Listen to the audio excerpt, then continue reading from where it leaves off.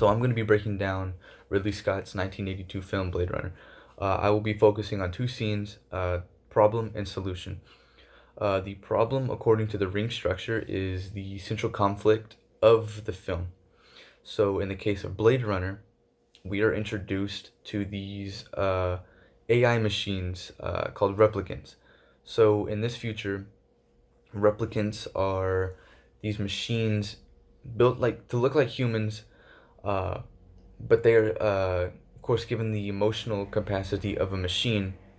And the thing about Blade Runner is the problem is not so much the machines, but whether or not the machine can feel. Can the machine be human? Can a machine feel empathy? And is that what makes someone human? Our ability to feel.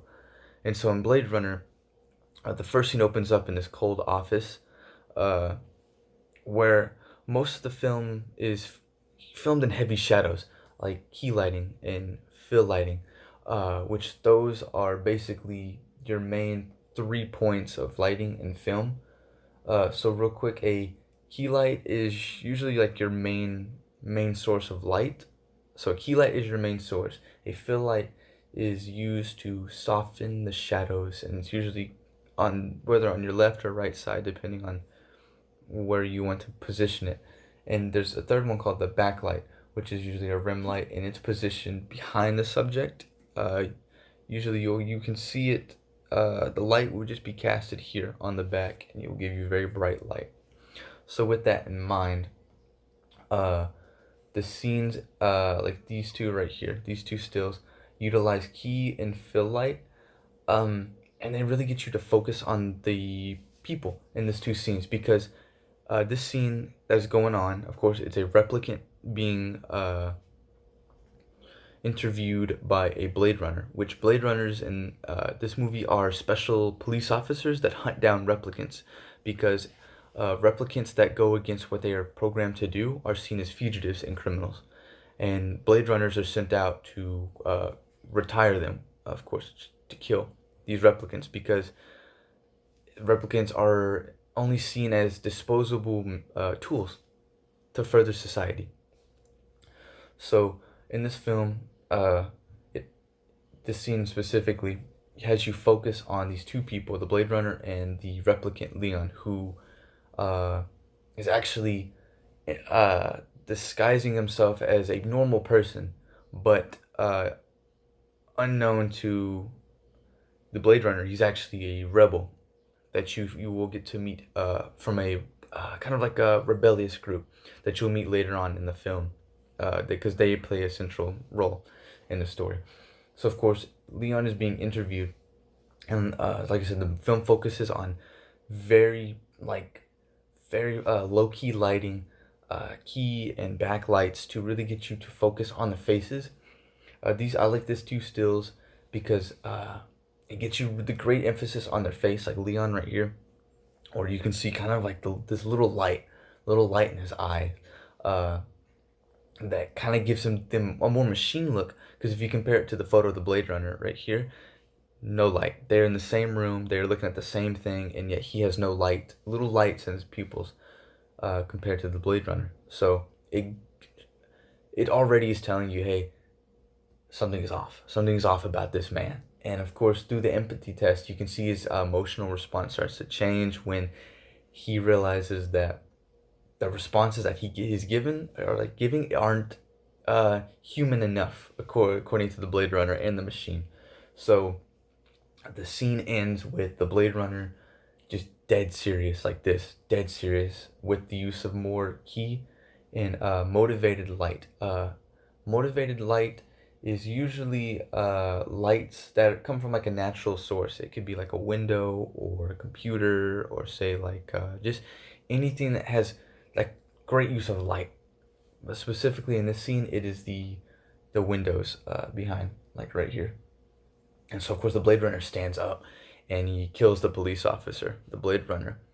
And what I love about this film too is it makes beautiful use of the rule of thirds. And now that is a design element where your object is either placed on the left of the right of an image, but giving enough space that it's pleasant to look at, and your subject is usually, of course, to the left or right, and just in perfect focus that your light is drawn to them.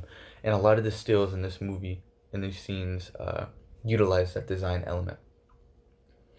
And now the solution of the film. Now a solution is kind of like an answer to your problem.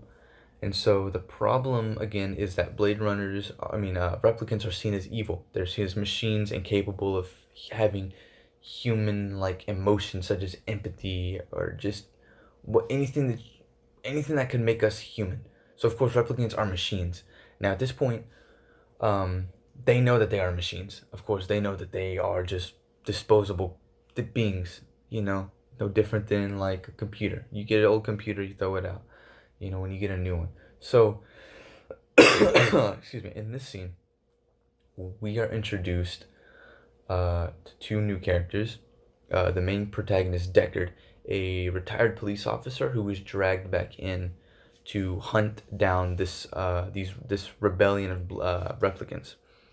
So Deckard, being a detective, goes to where the replicants are made, which is the Tyrell building, the Tyrell Corporation, known in this world for making Nexus replicants.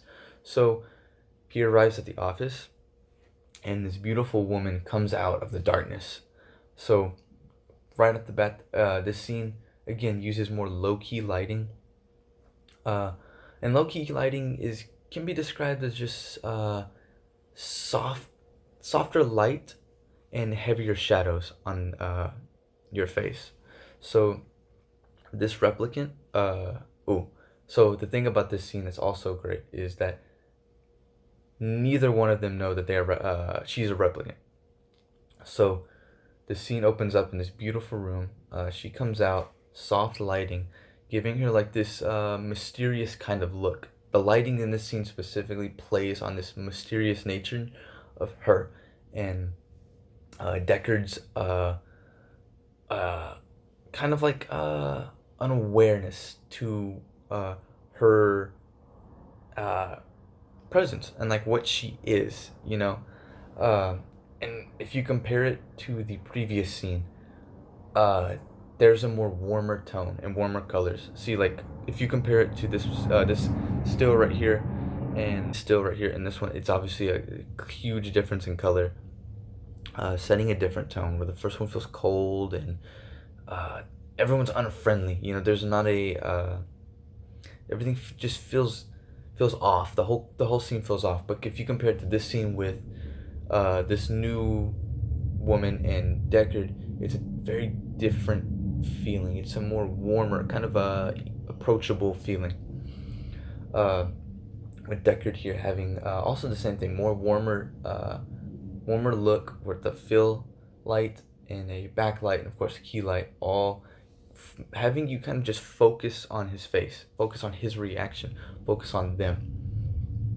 So what's great about this one, this clip, it does really good use of framing.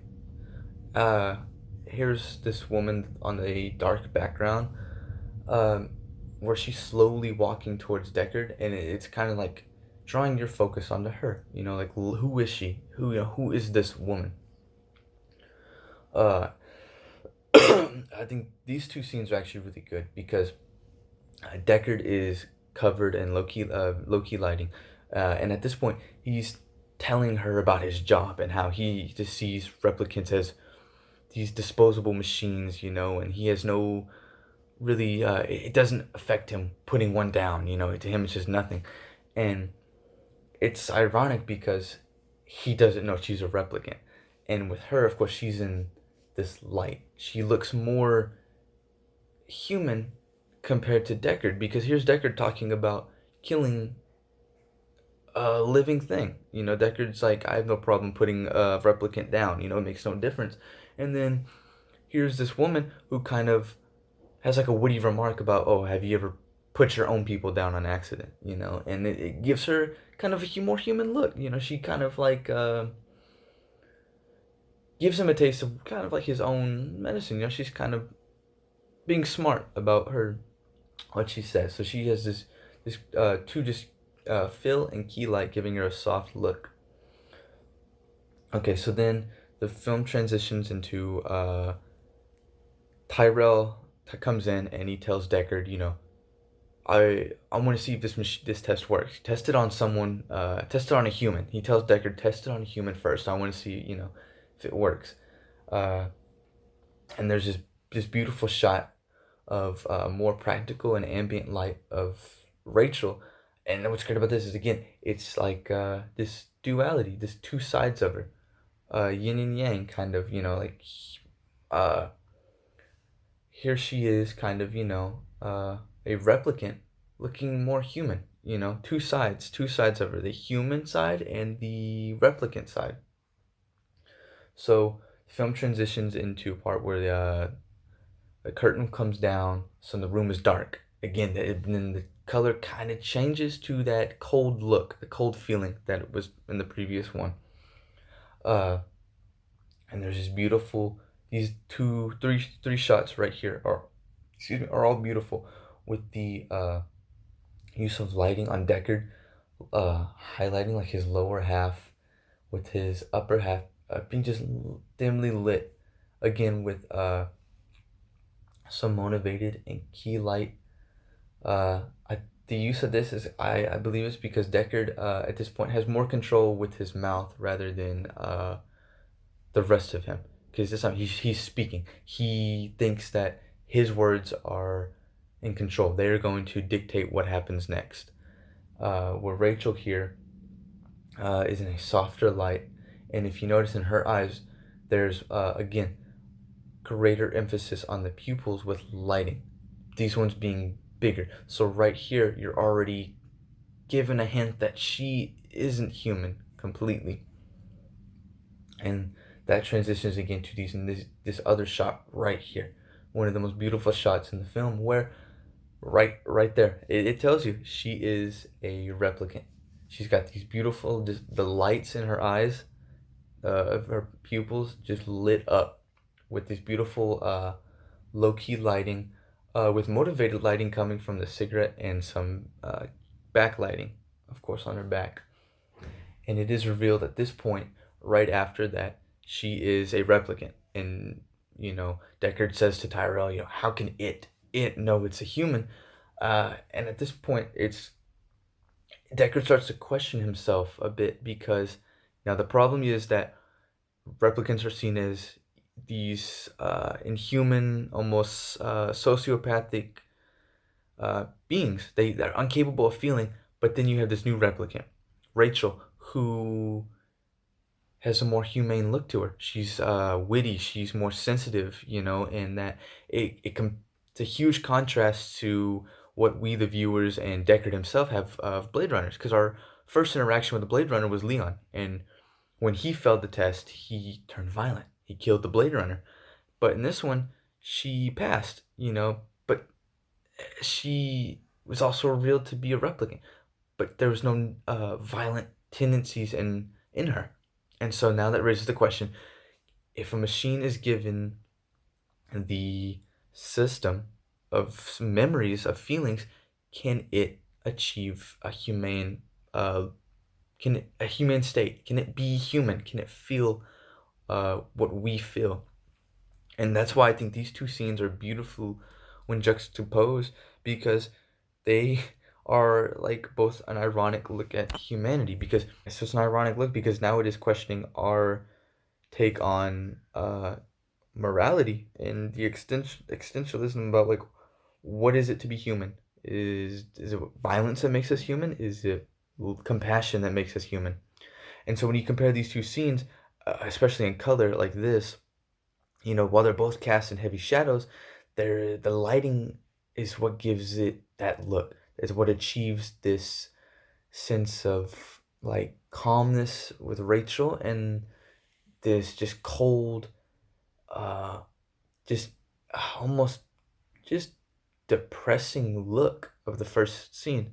And so then when you compare these two, it's a reflection of our humanity, of love and hate, and violence and love is that what makes us human? And if a machine can learn too, is that machine also human? And so, in conclusion, um, both these scenes again just reflect human nature of love and hate and human emotion. So, with that, I would totally recommend watching this film. It's a beautifully shot, even for today's standards. It still holds up very well with design principles, with overall just the aesthetic of the film, that cyberpunk, classic cyberpunk look. So yeah, I would totally recommend you check out Blade Runner. Thank you.